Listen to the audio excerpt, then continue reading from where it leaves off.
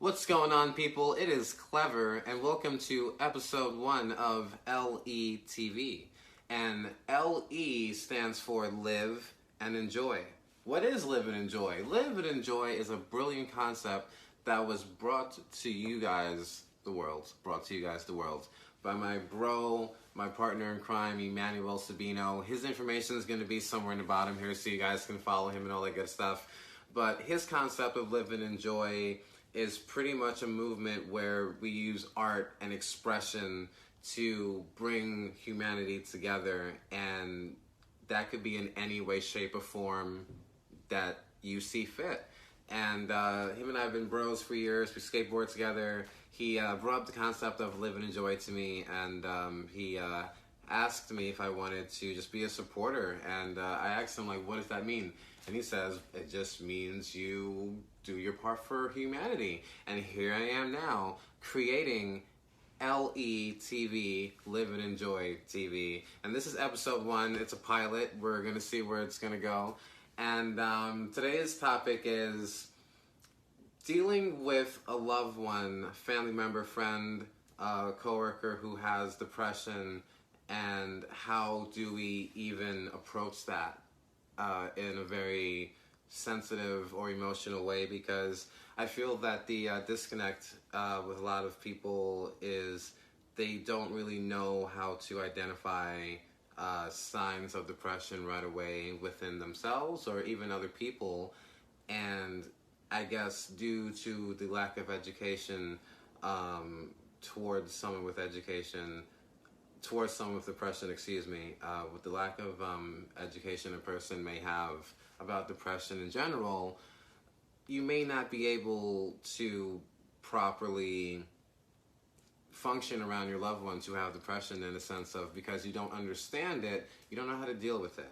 And it may be stressful, it may be confusing, it may be misunderstanding, and I feel that me being someone who has lived with my mom for quite some time, half of my child life, she has dealt with depression for as long as I've been alive.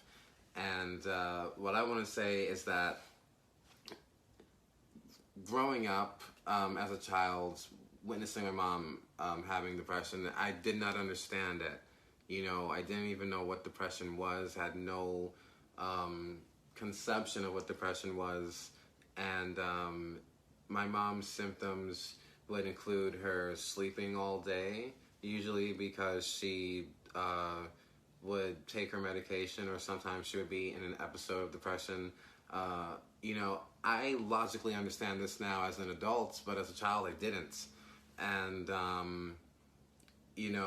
I feel like a lot of people may know someone with depression, and they may be subtle signs. They may not even be signs at all.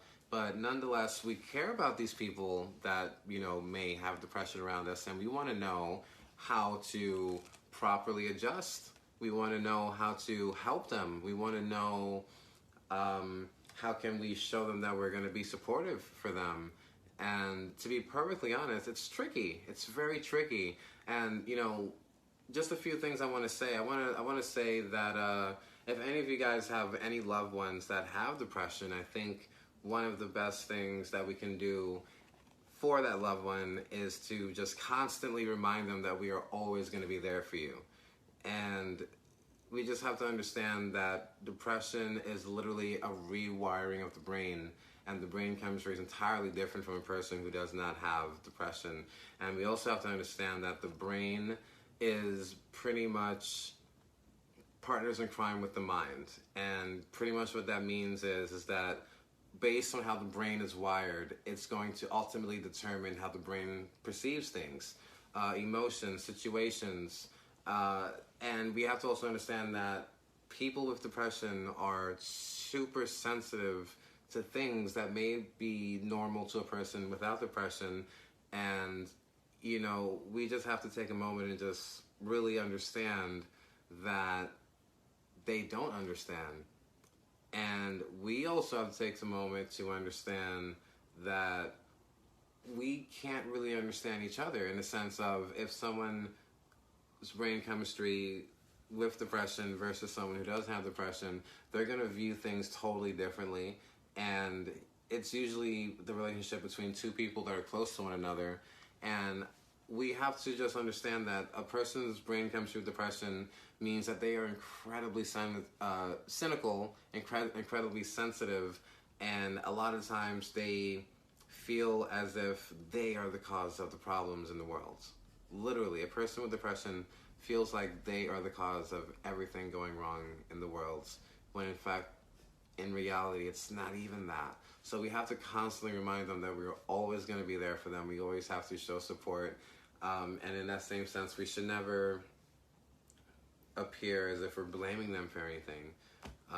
We always have to really keep our composure whenever a person with depression speaks negatively about themselves or anything. And we literally just have to understand that no matter how much we tell a person with depression that you are good enough, you are great, you are this, even though we know this and we believe this, due to the brain chemistry of a person with depression, it's not immediately going to click like that. The brain chemistry is entirely different, so we have to be very sensitive towards it. So fast forward 2 years later, I no longer live with my mom.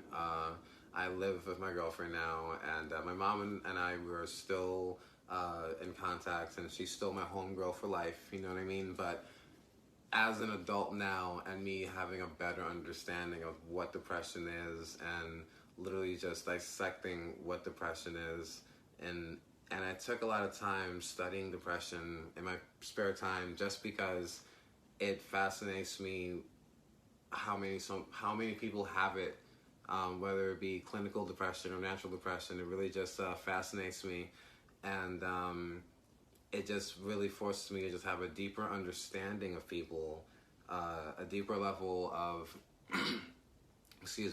a deeper level of empathy for people, and I feel like one of the best ways that the worlds could really connect and become one is if we really, use our empathetic muscle, really put ourselves in someone else's shoes and really care about someone, listen to someone. And I feel like depression is one of these mental illnesses where people don't feel like that support exists. So I definitely want to say that years later, my mom and I were homies, we're cool, but now that I somewhat have been studying depression and witnessing it even with other people within my life now, and with even in myself, I have natural depression. It's not clinical, but my depression comes from moments, low moments in my life, and they're temporary at times, but I go through it, to be perfectly honest with you guys.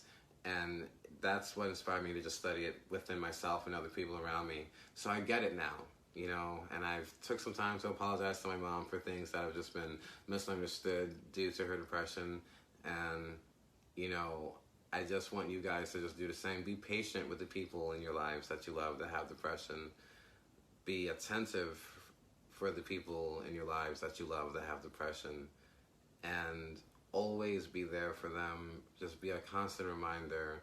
They need reassurance. And